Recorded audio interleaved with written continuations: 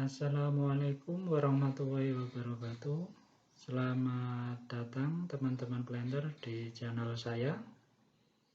Dalam kesempatan ini saya akan meresensi buku yang disusun oleh Bapak Maruli Pardamaian dengan judul Kupas Tuntas Agribisnis Kelapa Sawit, Mengelola Kebun dan Pabrik Kelapa Sawit secara efektif dan efisien. Kemudian identitas buku berdasarkan katalog dalam terbitan buku oleh Bapak Maruli Pardamaian, lumayan tebal, 356 halaman dengan nomor ISBN 10 dan 13 seperti tertera di layar. Dan ini langsung masuk saja ke materi atau ringkasan buku tersebut. Kita mulai dari siklus budidaya kelapa sawit. Nah, kenapa kita mulai dari siklus budidayanya? Karena untuk mengetahui secara keseluruhan apa budidaya sawit itu dimulai dari mana dan nanti sampai kemana lagi berulangnya. Nah, kita mulai dari untuk perusahaan baru biasanya dimulai dari tanaman baru, dari land clearing atau LC. Kita siapkan pada saat tahap tersebut pembibitan. Setelah bibit cukup umur sekitar 12 bulan, kita transplanting ke lapangan, kita tanam ke blok-blok kebun kelapa sawit. Nanti pada saat umur sekitar 18 bulan bisa kita mulai dengan kastrasi sampai umur 12 bulan. Kastrasi adalah membuang buah pasir yang mulai muncul pada umur-umur tersebut dan membersihkan pelepahnya yang paling bawah, yang pelepah yang sudah tidak produktif. Tujuan membuang buah pasir tersebut atau buah awal tersebut ialah untuk memberikan kesempatan kepada tanaman pada fase tumbuh vegetatifnya untuk optimal. Karena setelah buah dibuang, dia akan berkonsentrasi untuk menumbuhkan daun di titik tumbuhnya. Dengan demikian bisa kita optimalkan fase vegetatifnya sehingga pada saat berbuah nanti di fase generatifnya kita dapat mencapai produktivitas sawit yang optimal. Kemudian panen perdana di umur sekitar 30 bulan dari tanam. Nah, sawit ini bisa dipanen terus-menerus sampai umur sekitar 25 tahun. Kemudian di replanting artinya ditebang untuk ditanam baru. Nah, disinilah dimulai siklusnya lagi. Dari awal lagi, dari mulai tanam baru, tapi di lokasi replanting. Tanam baru, kastrasi, dan seterusnya mulai panen lagi. Untuk luasan yang di replanting biasanya sekitar 25% karena tanaman sawit mulai efektif di 24 bulan atau 30 bulan benar-benar dipanen. Artinya sekitar umur 4 tahun. Jadi kalau kita nanam atau menebang di posisi 25%, siklus produksi tetap terjaga, tidak terjadi stagnasi produksi karena di replanting. Kemudian yang mengenai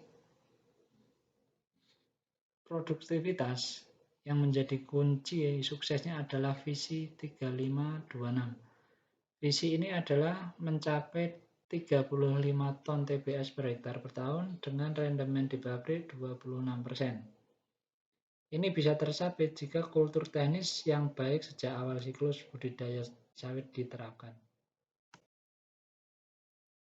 Dimulai dari sumber benih yang terpercaya, kemudian penyiapan lahan LC yang benar dan tepat, pemeliharaan TBM secara intensif, terutama masalah pemupukan, karena TBM ini adalah fase vegetatifnya.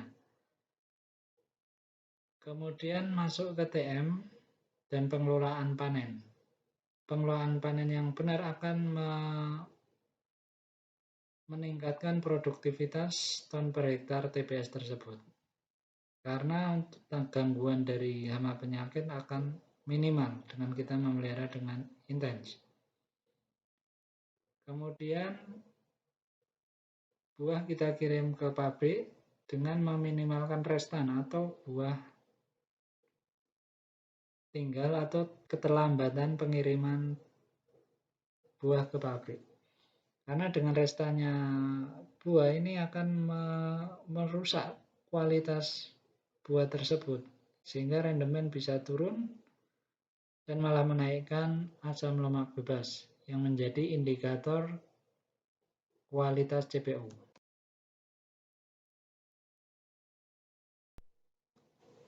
Dan selama kita bekerja di sawit, ada dua hal yang perlu diperhatikan, yakni standar dan norma. Standar merupakan satuan ukuran yang digunakan sebagai dasar pembanding kualitas nilai hasil karya atau ukuran tertentu yang dipakai sebagai patokan. Sedangkan norma adalah aturan ukuran kaidah yang dipakai sebagai tolok ukur, menilai atau membandingkan sesuatu. Norma misal harga per hektar, bibit per hakar, dan semacamnya. Dan standar dapat berbagai hal, standar proses. Ini yang secara umum ada di lapangan. Pertama, untuk standar fisik, ini berupa standar yang bisa kita lihat secara langsung. Minimal kita bisa ukur secara fisiknya. Pertama adalah standar kerja, kebutuhan tenaga kerjanya, norma kerjanya, artinya norma HK atau tenaga kerja per hektar untuk TBM, TM. Kemudian untuk mutu TBS, mutu panen, mutu CPO, dan mutu pengolahan. Dan selanjutnya standar fisik yang lainnya adalah kuantitas produksi yang harus masuk ke pabrik perharinya. Karena kalau kuantitas produksinya tidak memenuhi standar, ini akan mengakibatkan inefisiensi di pabrik karena mengakibatkan banyak alat yang nganggur atau bahkan tenaga kerja yang berlebih. Kemudian standar proses merupakan standar operasional prosedur atau serangkaian instruksi tertulis yang dibakukan. Nah, ini berupa dokumen tertulis yang harus dikerjakan oleh tenaga kerja atau pengawas, yakni bagaimana proses dikerjakan, kapan proses dilakukan, di mana, dan oleh siapa.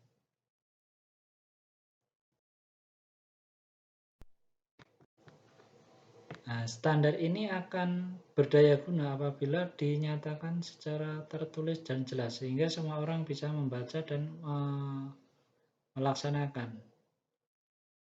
Kemudian berdasarkan kesepakatan, artinya sudah benar-benar dipahami antara atasan dan bawahan bahwa standar untuk pekerjaan ini dikerjakan di sini oleh berapa orang, itu sudah benar-benar dipahami antara atasan dan bawahan. Kemudian stabil dan dapat diandalkan, sehingga perlu adanya evaluasi standar. Jadi setelah standar dilakukan, hasilnya seperti apa, kita evaluasi apakah ini stabil atau tidak stabil, bisa diandalkan atau tidak bisa diandalkan, sehingga kita harus membuat SOP yang baru. Dapat membedakan pelaksanaan yang baik dan buruk.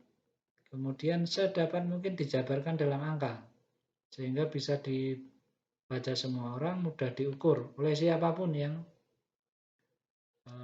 melihat atau menganalisa pekerjaan tersebut. Dan seobjektif mungkin, sehingga tidak memberikan interpretasi yang mendua, artinya membingungkan. Jadi jangan sampai membuat standar yang membingungkan. Jadi untuk si A seperti ini, untuk si B seperti ini, sedangkan pekerjaannya sama.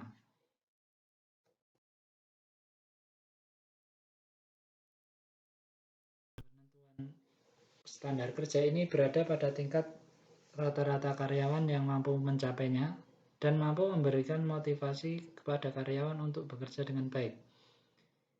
Ini biasanya berada di pencapaian di 80-85%, sehingga orang masih mau mengejar sampai untuk mencapai 100%-nya. Artinya pencapaian rata-rata seperti itu dengan kondisi lapangan yang ada, dengan halangan cuaca dan sebagainya, alat dan sebagainya.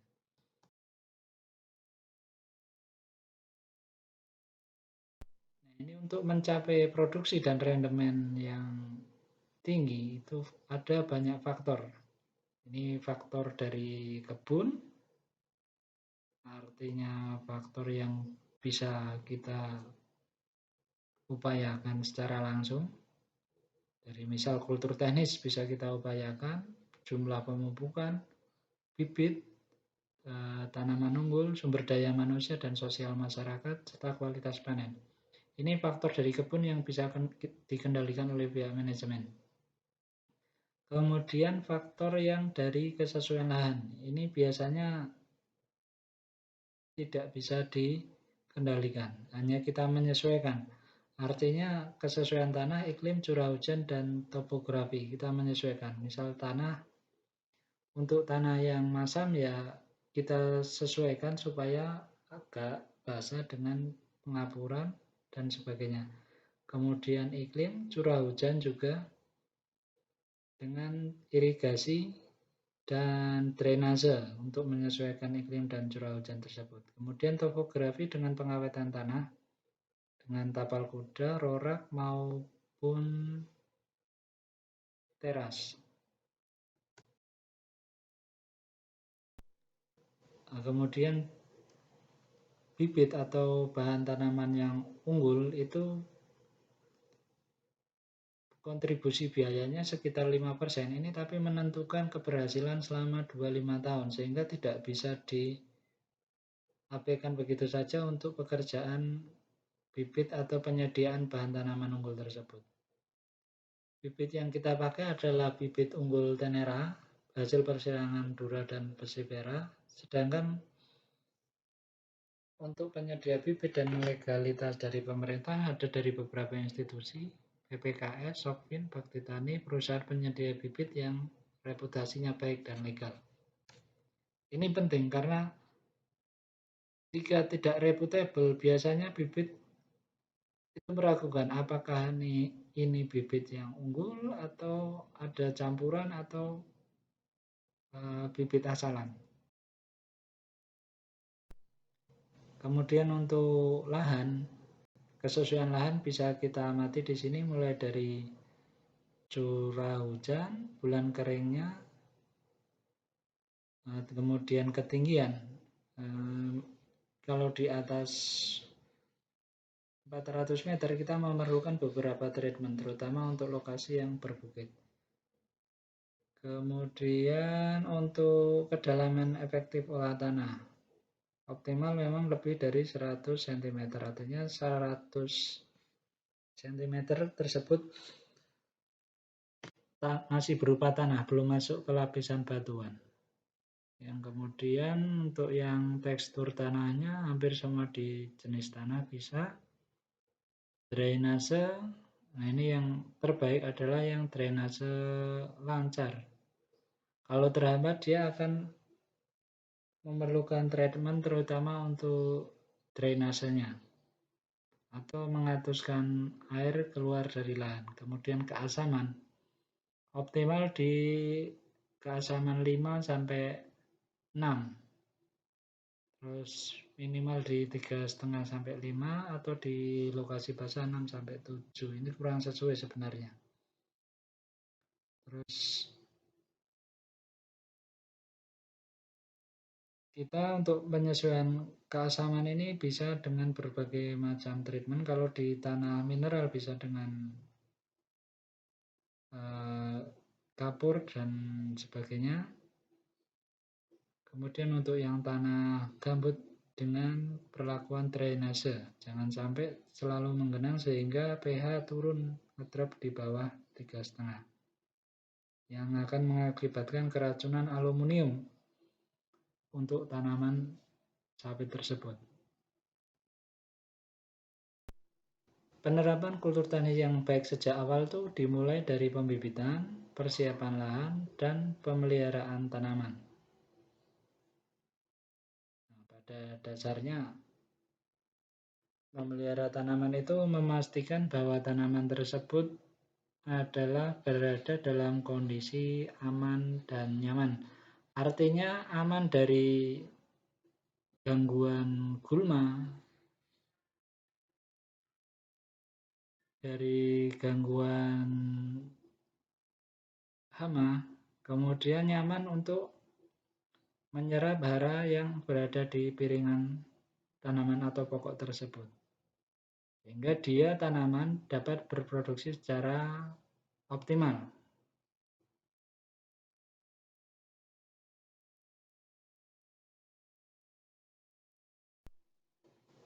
Di lokasi,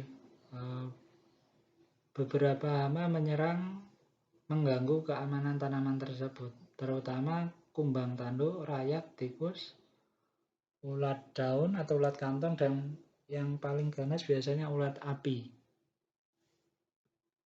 Ini ada standarnya atau maksimal pengendaliannya.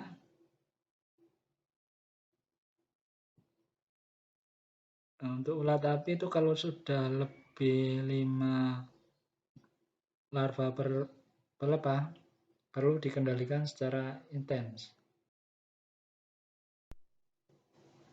Prinsip pengendalian hama terpadu adalah menjaga populasi berada di ambang batas ekonomi, kemudian pestisida yang berbahan kimia, efeknya yang kita cari yang paling terkecil terhadap lingkungan, sehingga tidak merusak lingkungan. Dan yang terutama dari PHT ini adalah pengendalian biologis, atau kita cari musuh alami dari hama atau penyakit tersebut. Contoh untuk ulat api, beberapa parasit itu menginang di tanaman bunga pukul 7, semacam itu, sehingga kita bisa memelihara tanaman tersebut di lokasi kebun sebagai inang lawan dari hama tersebut, hama ulat api tersebut. Untuk membuat tanaman nyaman, dia perlu dipenuhi nutrisinya dengan pemupukan. Dan perlu diingat bahwa kontribusi biaya pemupukan itu lebih dari 50% dari total biaya. Dan pun ini memberi imbal balik yang kurang lebih sekian juga pada saat kita memperoleh TBS di posisi tanaman menghasilkan.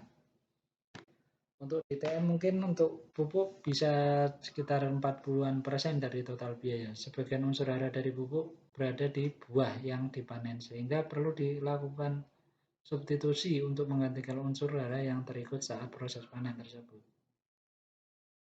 Jadi hara diolah, kemudian masuk sampai ke buah, dan buah kita panen dan dibawa ke pabrik. Sehingga kan menjadi nol lagi. Nah, ini perlu disubstitusi dengan pemupukan yang intensif sehingga tanaman tidak mengalami defisiensi unsur hara atau nutrisinya. Nah, prinsipnya adalah tepat jenis, dosis, tepat letak atau tempat, tepat cara, dan tepat waktu. Ini untuk mencapai pemupukan yang efektif dan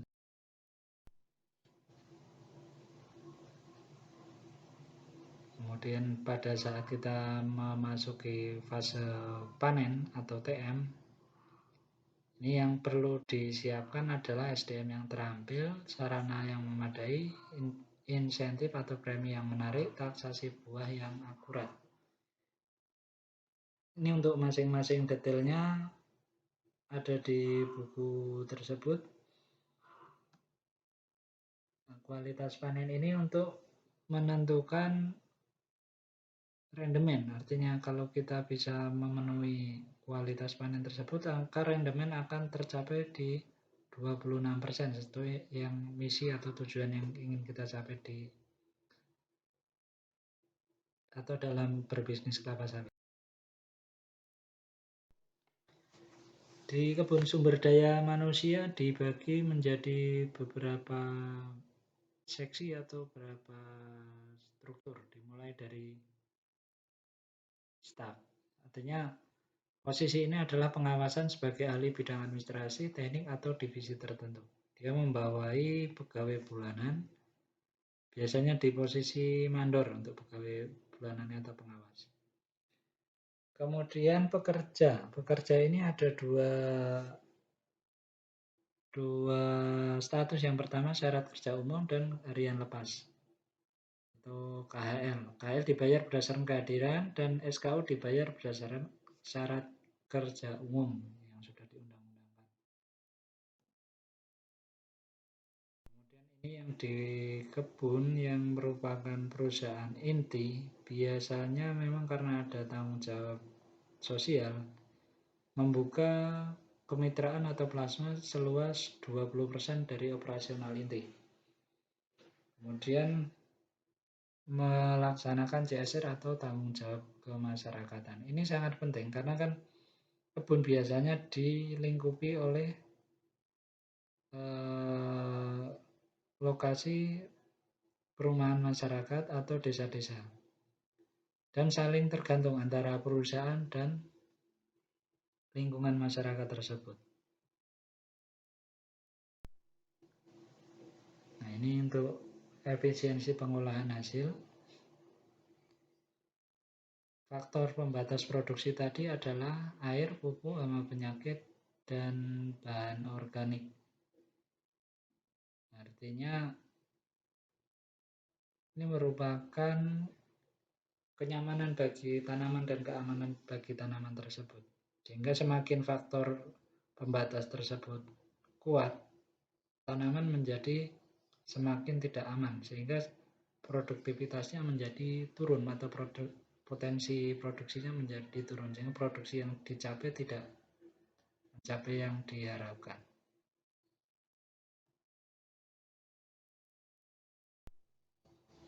Nah, ini faktor-faktor produksi CPO dan PKO. Dari mulai bahan tanaman, kesesuaian lahan, efisiensi pengolahan, sosial masyarakat, dan SDM seperti yang sudah kami sampaikan sebelumnya. TBS-nya, karena yang kita kerja adalah ton per hektar per tahun, bukan per pokoknya atau per tanaman.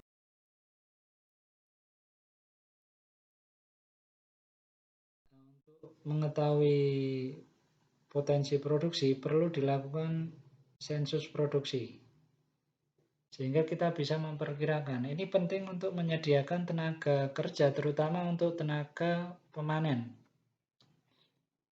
Tenaga pemanen untuk per harinya, sehingga estimasi produksi harus kita sensus dengan akurat, dimulai dari estimasi produksi 6 bulan ke depan, estimasi neraca, penjualan, dan perencanaan panen dan pengolahan PKS. Ini pentingnya kita melakukan sensus produksi, terutama sensus yang hari. Kemudian untuk pelaksanaan sensus, waktu pelaksanaan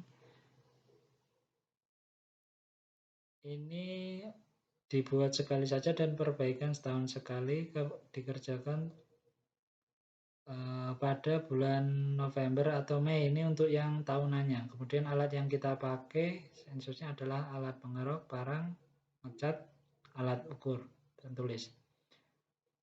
Kebutuhan tenaga kerja 3 orang per tim. Penanda sensusnya baris sensus, titik sensus, dan pokok sensus.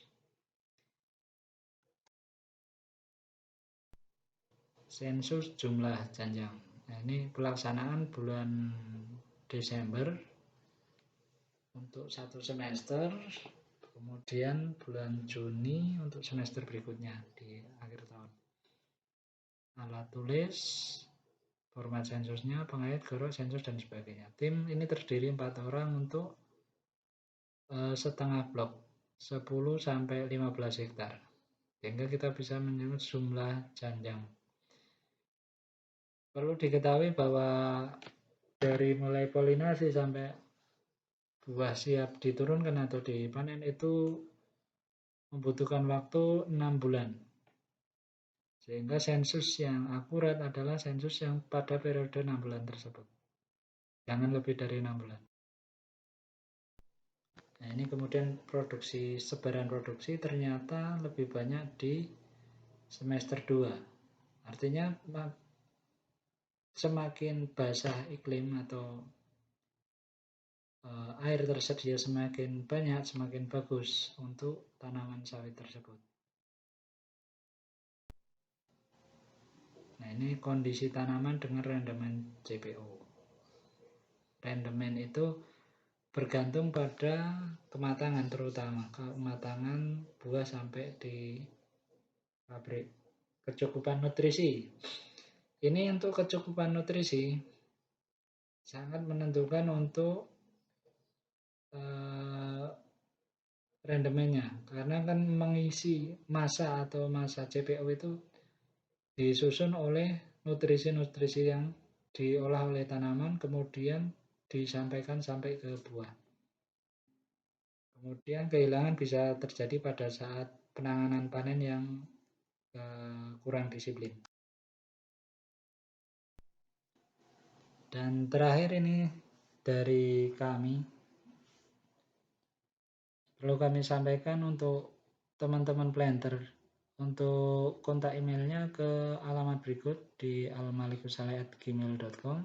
Dan ini apabila teman-teman planter merasa resensi buku ini bermanfaat dan berkenan mentraktir saya cangkir tato cemilan, dapat disampaikan melalui akun PayPal dan Mandiri di bawah ini.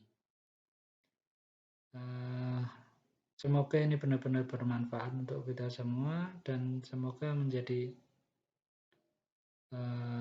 amal kebaikan untuk semua dari kita. Sekian dari kami. Selamat datang di konten kami berikutnya. Untuk sementara ini di bab 1 sampai 3 ini dulu, dan selanjutnya kita bertemu kembali di bab selanjutnya.